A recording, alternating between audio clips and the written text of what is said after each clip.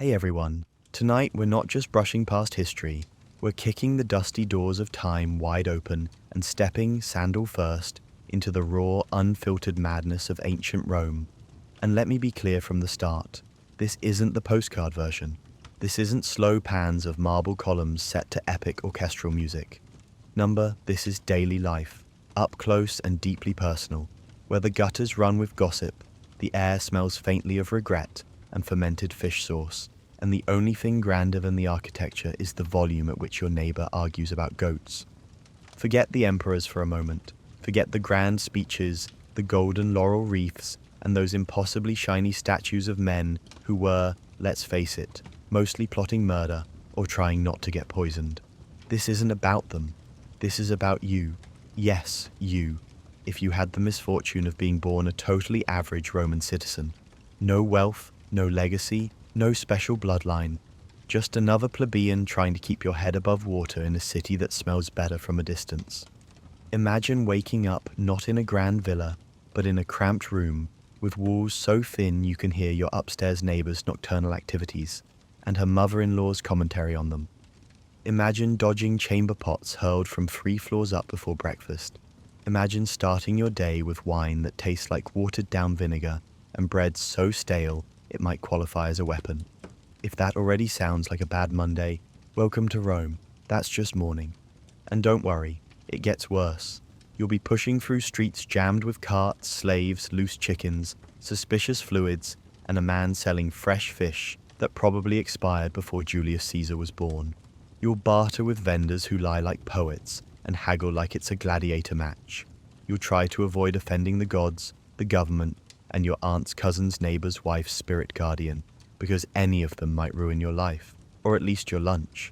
So why are we doing this? Because history isn't just triumphal arches and bronze busts. It's people, it's noise, it's smells, it's messy.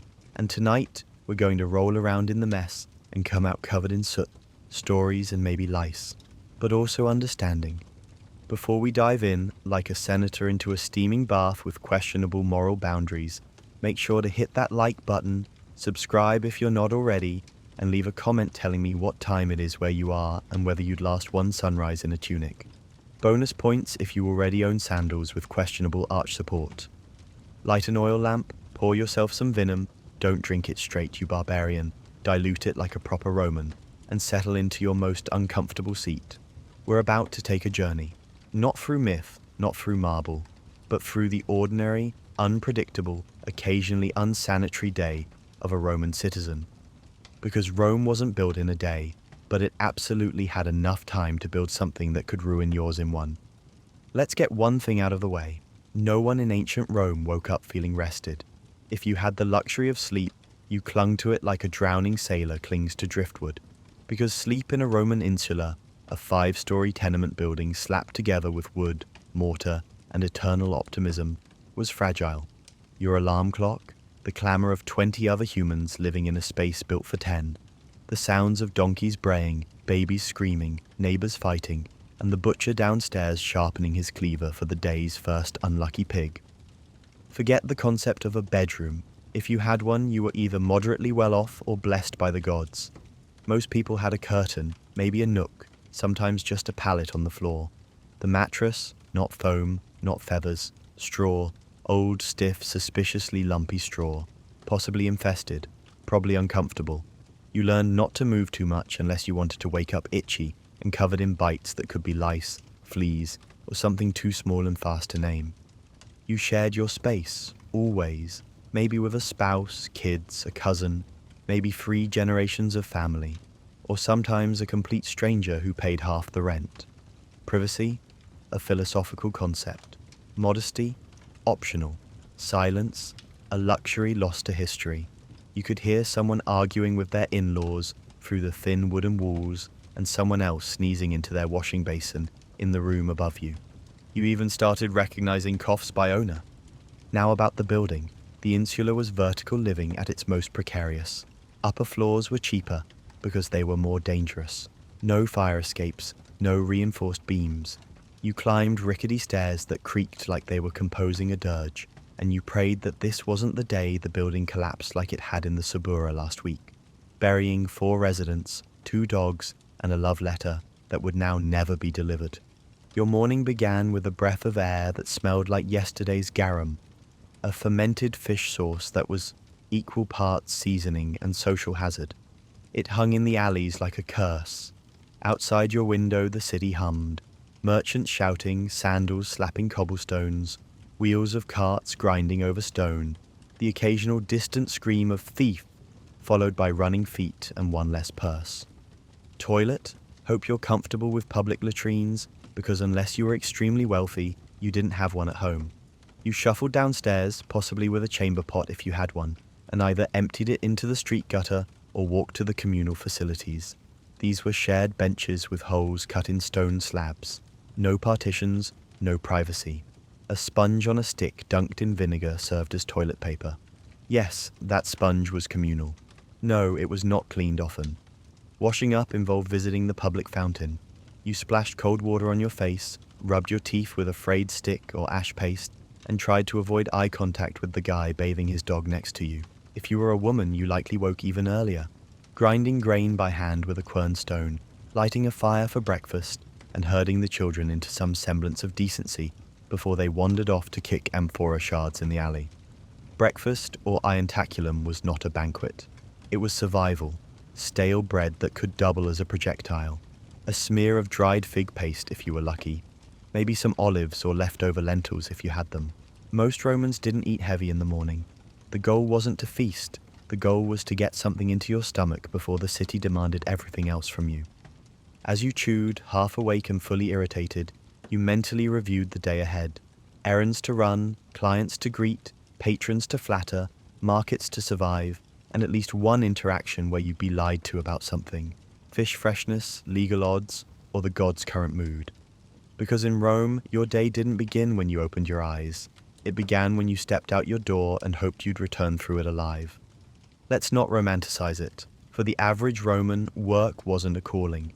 It wasn't an art form. It wasn't some soul-fulfilling pursuit passed down through generations with pride and purpose. It was what stood between you and hunger.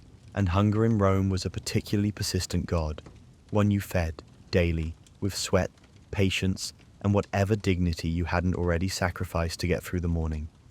Let's say you had a job. That already put you ahead of the game. Plenty of people didn't. Rome was full of unskilled laborers, migrants, freedmen, ex-soldiers, and runaways, all scrambling for the same scraps of employment. Every morning, a crowd would gather at the city gates and forum entrances, men hoping to get picked for day labor, building repairs, grain unloading, hauling bricks, digging ditches. Pay was meager, work was grueling. You showed up with your tools in hand and your hopes low. If you were lucky enough to have a trade, you woke with purpose. Bakers began before dawn, kneading dough in the dark and firing up ovens so that fresh loaves would be ready by sunrise. The blacksmith's hammer rang out with a rhythm that echoed down alleyways, making sure everyone knew work had begun. Market vendors arranged their wares with one eye on the goods and the other on would-be thieves. Artisans, leather workers, potters, weavers, labored in small workshops tucked behind their homes, praying for steady hands and paying customers. If you were a scribe, your life seemed more refined, until you realized it meant hours of copying legal documents in cramped quarters, with ink-stained fingers, back pain, and eyes ruined by lamplight. You wrote contracts, wills, and lists for people who didn't want to do it themselves, and made barely more than the man who sharpened your stylus. Perhaps you were a porter, strong arms, tired feet. You carried amphorae full of wine, oil, or grain from ships at Ostia to warehouses along the Tiber. The pay depended on weight. If your back gave out, there was no compensation, no health care, just a pat on the shoulder and a spot by the fountain where other broken men sat swapping complaints. Now imagine you were a woman. Unless you were rich, which you're not, your work wasn't counted in contracts or tallied in taxes, but it filled every moment. You managed the household, cooked over open fires, fetched water in heavy jars, sewed tunics, and kept the children alive. If you were unmarried or widowed, you might run a tavern, own a stall at the market, or take in laundry. Roman women, especially freed women, did business, but always with society watching, judging, and whispering about how proper it all was. And even if you weren't officially working, your day was filled with obligations. If you were part of the patron-client system, and almost everyone was, you started your morning paying respects to your patron. This meant waiting outside his domus in a crowd of other clients, all dressed in their best tunics, ready to flatter, beg, or perform whatever task he needed. Delivering a message, escorting a relative, standing behind him in court like an unpaid bodyguard. Rome ran on patronage the way modern cities run on electricity, and when the current cut out, things got dark fast. Then came errands. Grocery shopping wasn't a peaceful stroll, it was a chaotic, full-contact sport. The Forum and Macellum were packed by mid-morning. Traders shouted prices, children darted between stalls, animals pulled carts, and pickpockets moved like ghosts. You haggled over everything: vegetables, flour, fish, honey, herbs. You never trusted a seller, not fully. Everyone exaggerated. Fresh fish might mean it only smelled slightly like decomposition. Imported could mean smuggled, and you always kept an eye on your purse. Social life wove through every task. You ran into neighbors. You heard gossip. Someone told you about a new edict from the aediles. Someone else claimed their cousin saw a ghost at the crossroads. You avoided certain alleys because of feuds, debts, or gods you hadn't properly honored. Roman daily life was a constant juggling act of rituals, relationships, and risk. And if you were in a good enough mood or foolish enough to try, you might stop at a temple, light some incense, mumble a prayer, leave an offering. Not because you believed it would work, but because not doing it might bring bad luck. Superstition was embedded in the daily routine like stones in a worn sandal. By late morning, you were already tired. You hadn't stopped moving. You dodged carts, argued with a grocer, avoided your landlord, and narrowly missed stepping in something that definitely wasn't spilled wine. You were ready for lunch, or more accurately, for not fainting. But Rome wasn't done with you, because as long as the sun climbed higher, the city expected you to do the same. Push forward, keep working, keep trading, keep surviving. That was the deal. In Rome, class wasn't just a category. It was a compass, a cage, and a currency all rolled into one. Who you were, who your parents were, who you owed, and who owed you. These things decided where you lived, what you wore, how much respect you got in the street, and how many lashes you received if you got on the wrong side of a lictor's rod. Let's start at the top. Patricians, the elite, the old money families that traced their bloodlines back to the foundation of Rome, or at least said they did, usually loudly and with wine in hand. These were the landowners, the magistrates, the men with togas so white they were practically glowing, and with stripes so purple they made emperors blush. Their villas sprawled across the Palatine Hill, like lazy gods sunbathing on marble. They had atriums with indoor pools, libraries stocked with scrolls, and kitchens they never entered because someone else did the cooking. And the cooking came with a side of slaves. Now, you were not a patrician, you were a plebeian. That word covered a broad range: craftsmen, merchants, former slaves, street vendors, poor farmers, and everyone else holding the empire together while being held down by it.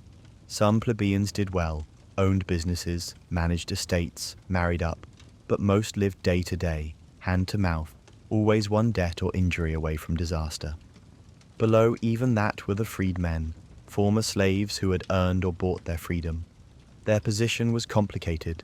They were citizens now, yes, and could own property, earn money, and even vote in some assemblies, but they still carried the social scars of slavery. Their children might rise further, but they walked a tightrope between acceptance and suspicion. And then there were the slaves. Rome was built on their backs. They were everywhere, serving in households, sweating in fields, managing finances, teaching children, building temples. Their lives varied wildly. A household slave might be educated, clothed, and treated almost like family. Almost. A farm slave or mine worker, on the other hand, faced a life so brutal it shortened the very concept of a lifespan. Rome had laws about how slaves could be treated, sure, but few cared to enforce them unless you were rich enough to complain. Now layer gender into that. If you were a Roman male citizen, even a poor one, you had rights.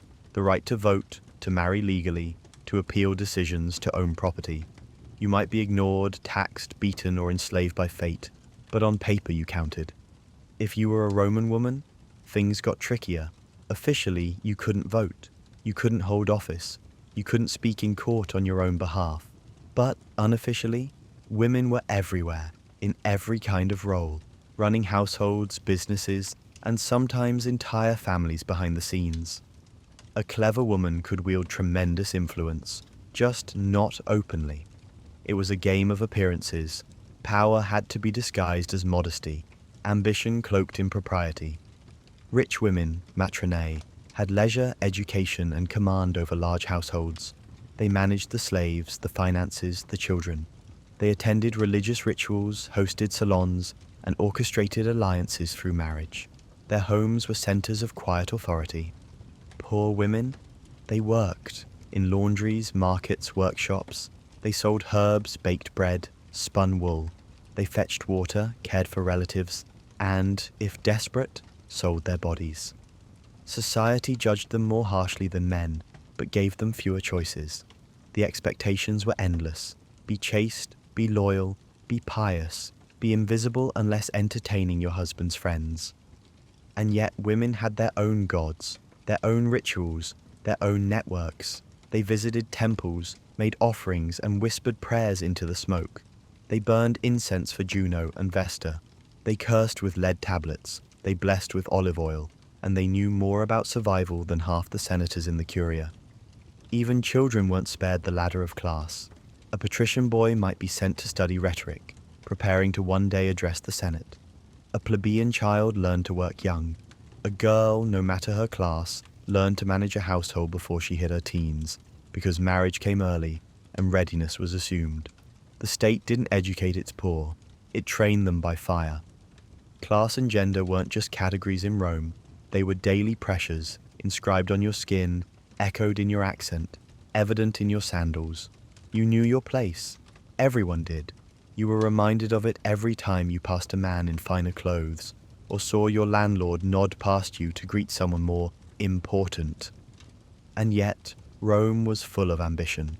People clawed upward, gripped opportunities, aligned with patrons, married strategically, flattered shamelessly. Because while the odds were long and the fall brutal, the dream of climbing higher, just one rung, never left your mind. Let's be honest, when most people picture Roman politics, they imagine marble columns, noble orators, and heroic debates about the future of the Republic. Reality?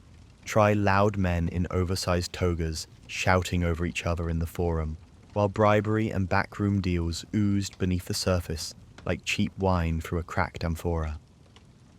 Politics in Rome wasn't democratic in the modern sense. It was more like theatre, a performance.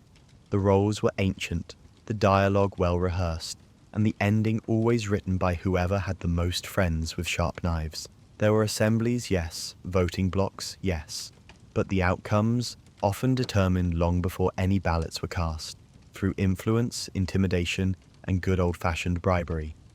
Let's walk through the process. If you were a Roman male citizen and not a slave or too poor to bother, you technically had the right to vote.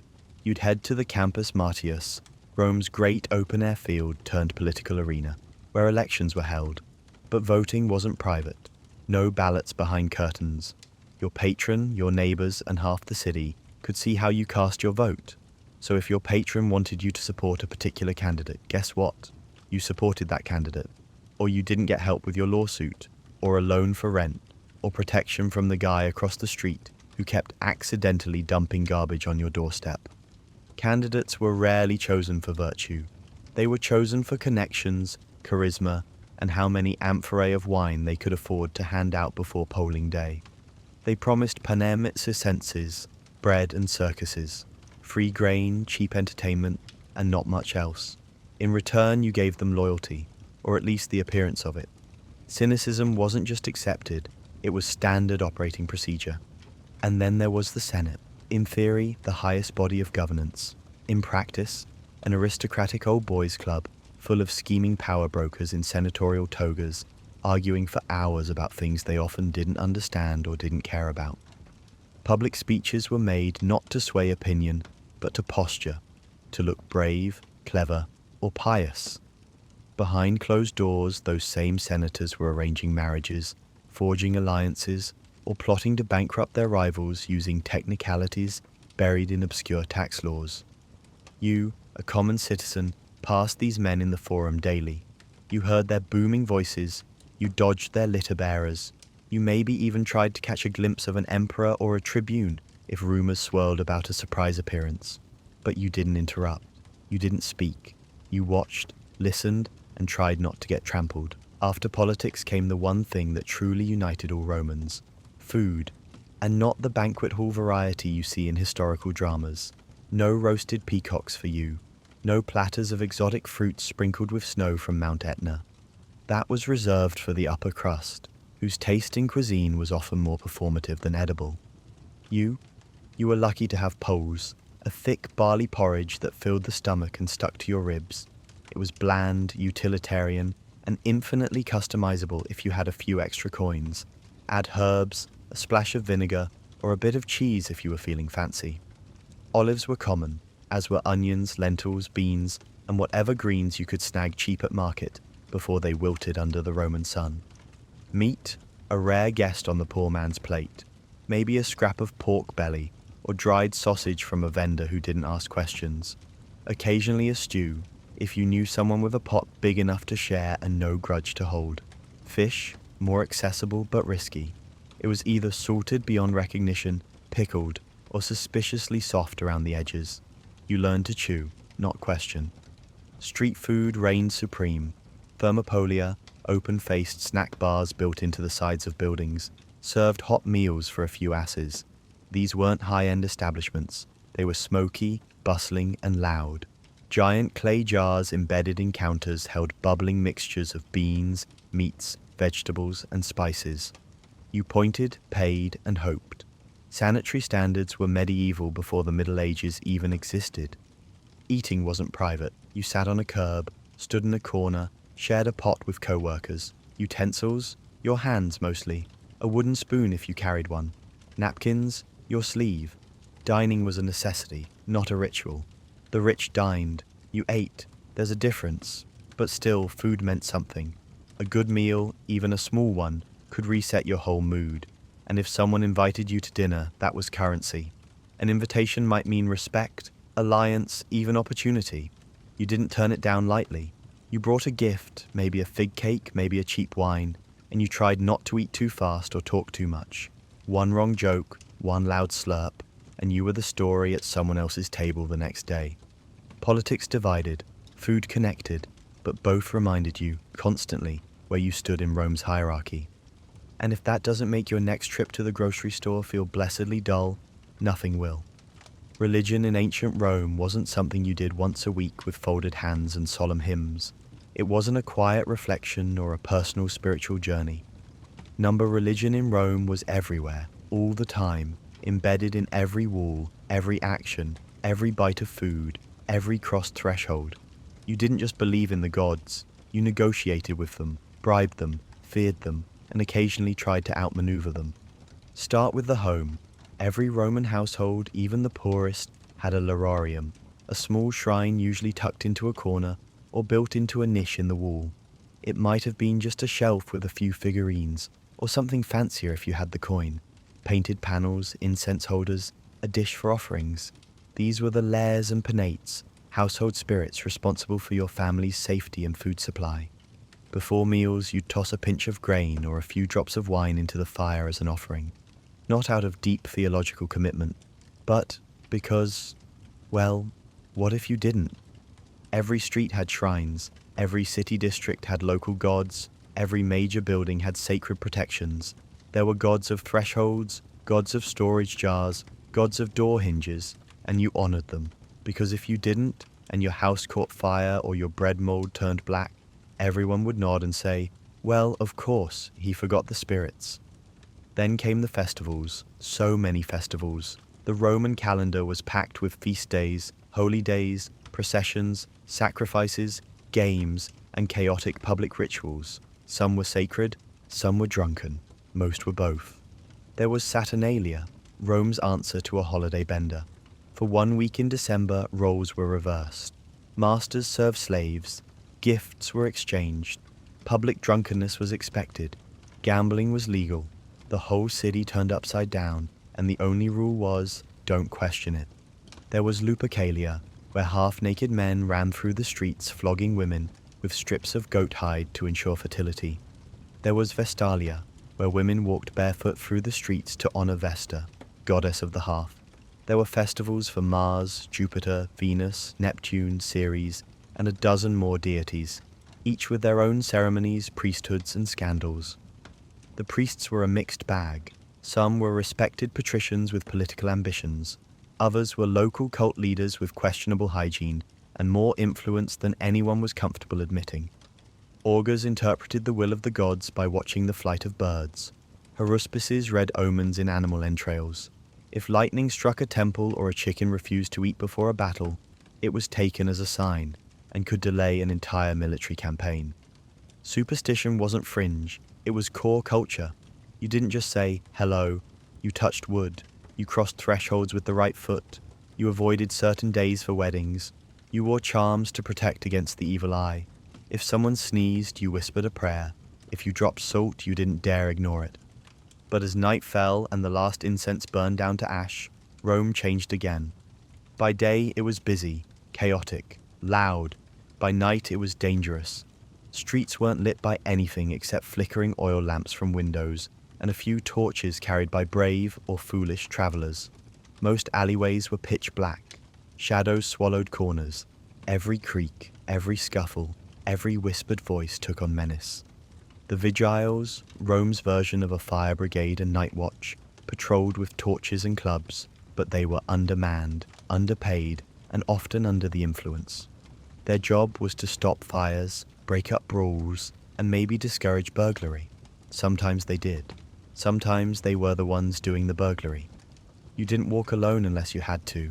If you did, you carried a knife, kept your pouch tight to your chest, and kept your ears open. Crime wasn't a surprise, it was an expectation. Muggings, stabbings, drunken fights, the occasional murder disguised as an accident.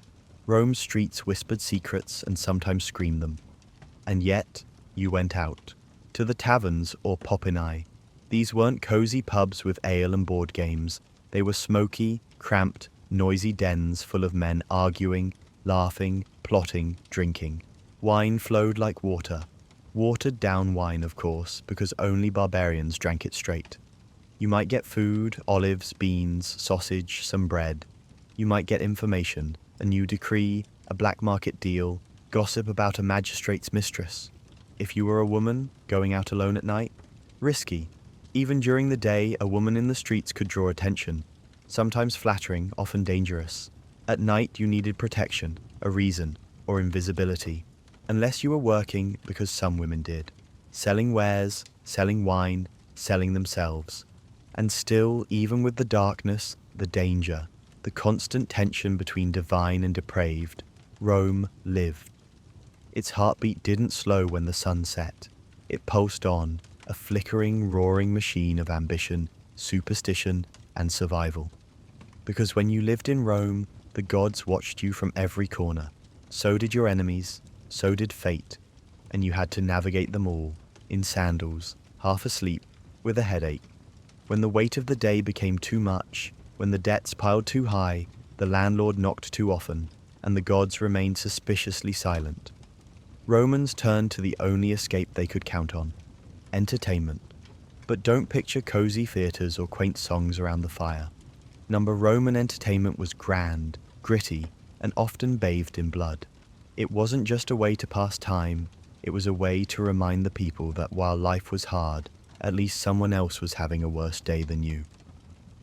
Let's start with the Colosseum, Rome's massive marble-fanged monument to spectacle. Officially known as the Flavian Amphitheatre, it could seat over 50,000 people. Unofficially, it was a pressure valve for the empire's chaos. You had a bad week, your roof leaked, your husband gambled away your laundry money, your neighbor's dog bit you again. Then grab a seat and watch a man get torn apart by a lion. Catharsis, Roman style. The morning games began with animal hunts, venaciones. Imported beasts from every corner of the empire were paraded into the arena. Elephants, bears, leopards, even crocodiles. Hunters, many of them prisoners, slaves, or condemned men, faced them with spears, nets, and occasionally no training at all. Blood hit sand before breakfast. Midday, public executions, not subtle, not hidden. This was justice served with pageantry. Criminals were burned, crucified, or mauled, while the crowd watched, snacked, and sometimes placed bets on how long it would take. Some shows staged elaborate reenactments of myths, except in these versions, the actor playing Icarus actually fell to his death. And then came the main event, the gladiators. Not every day, but when they fought, Rome paid attention. These were not mindless brutes, they were celebrities, trained in special schools, owned by lannistas, and fed on high-protein diets. They were warriors and products. The crowd had favorites, cheered them, painted their faces on walls, even wrote fan letters. Some gladiators became rich, bought their freedom. Most didn't live that long. Combat was brutal. The weapons were real. The blood was real. The deaths were sometimes staged, but often genuine. And while Hollywood might love the idea of the thumbs up or thumbs down, the truth was more complex. The crowd could influence the decision, but the editor, the official in charge, made the final call. Mercy sometimes, death more often. But not all entertainment was death. Sometimes it was speed. Enter the Circus Maximus, an enormous open-air track that could hold over 150,000 screaming Romans. Chariot racing, 4-horse teams thundering around a central barrier called the spina. Skimming walls, taking turns so tight that crashes, called naufragia, shipwrecks, were expected, even celebrated. The teams had colours, reds, blues, greens and whites. These weren't just uniforms, they were identities, fandoms, political factions, gangs. People lived for their colours, died for them too. Riots broke out, shops were looted, senators backed teams, emperors picked sides. There was a time when an emperor's support of the blues could get someone stabbed in a tavern by a drunk green. Outside the stadiums and the amphitheatres, entertainment took smaller, stranger forms. Travelling performers sang bawdy songs. Street magicians pulled tricks for coins. Actors donned masks and staged plays in public squares. Comedies with slapstick, tragedies with wailing and fake suicides. The line between high art and total farce was thin and frequently crossed. Theatre too could be dangerous. If an actor mocked the wrong senator, exile. If a playwright slipped in a veiled criticism of the emperor, execution. Yet the plays continued because Romans loved stories. They loved scandal. They loved watching others succeed, fail, weep, fall, and bleed. All the things they did every day, but with better costumes and a chorus. But not all threats in Rome wore makeup or brandished swords. Fire was a constant fear. One overturned lamp, one careless cook, and an entire insula could go up in flames. Bucket brigades existed, but they were slow, disorganized, and often arrived just in time to save the ashes. The vigiles tried to help, Rome's version of firefighters and night watchmen, but they were often overwhelmed and underfunded. Disease was worse, with cramped living, poor sanitation, and public baths that were more bacteria incubators than health spas. Plague spread fast. No one understood germs, but everyone understood fear. You got sick, you got isolated, you got worse, you died quietly or noisily, and your body was dumped on a pyre or in a mass grave, depending on the crowd that day. Then there was crime, pickpockets at the market, muggings after sunset, scams, cons and grifts. Thieves crept through alleys, prostitutes worked doorways, gangs ruled certain neighborhoods. Some men lived two lives, shopkeeper by day, burglar by night, and every Roman knew someone who'd vanished mysteriously after angering the wrong patron, or asking the wrong question, or winning too many dice games. So how did you survive? You listened, you learned, you watched people. You avoided dark alleys, kept your head down, carried a blade if you could, and made friends with someone scarier than your enemies. You flattered your patron. You paid your dues. You made offerings to Mercury for luck, to Fortuna for opportunity, and to Janus to watch the door while you slept. You endured. because that was the secret to life in Rome. Not glory, not riches, endurance. If you could make it through another day, fed, unstabbed, not cursed or conscripted, then you'd done enough. And if you were lucky, maybe you'd even laugh about it tomorrow. So now night has fallen. The lamps are dim. The alleyways have quieted to soft murmurs and the occasional echo of footsteps on wet stone. Rome breathes slower now, but never truly sleeps. And as you lie back in your straw-filled mattress, your body aching, your coin pouch lighter, your senses still buzzing from the chaos of the day, a question slips into your mind like a shadow across a wall. What does it mean to live like this? To be one citizen in a city of a million, to survive day after day in a place so loud, so brutal, so beautiful, so indifferent. Rome was a paradox. It gave and it took. It crowned emperors and crushed rebels. It built aqueducts that defied gravity and tenement blocks that collapsed without warning. It carved laws into marble and broke them for profit. It sang hymns to virtue while bribing gods for vengeance. And through it all, through plagues, fires, invasions, and betrayals, it was the ordinary people who kept it going. The men who pushed carts, dug trenches, mixed mortar. The women who baked bread, raised children, spun wool, and mended the cracks the city never acknowledged. The freedmen who rebuilt their lives, the slaves who endured in silence, the outcasts who found community in taverns and temples. These were Rome's true architects. They didn't write the histories. Their names aren't chiseled into triumphal arches, but they built the roads the legions marched on. They cooked the food senators ate. They whispered news that traveled faster than imperial couriers. They filled the seats at the Colosseum. They paid the taxes that paid for the empire. They mattered, even if the marble statues never said so. And maybe that's the heart of Rome. Not the monuments, not the myths, but the resilience of the people who lived in its cracks, who held it up even as it crushed them underfoot. You think back to your day. You woke up in a fire trap. You ate bread hard enough to chip a tooth. You dodged gossip, bribes, urine streams, and pickpockets. You worked, you bargained, you paid respects to gods who probably weren't listening. You cheered as men fought in sand soaked with blood. You smiled at a stranger. You survived. And that was enough. Because survival in Rome wasn't passive. It was an act of rebellion, of defiance, of faith. Faith that tomorrow maybe your bread will be fresher, your tunic cleaner, your luck better. Faith that the gods will blink your way, that the dice will finally land sixes, that your landlord will forget you owe 2 weeks' rent, that your child will grow up stronger, wiser, freer. And if not, you'll endure anyway.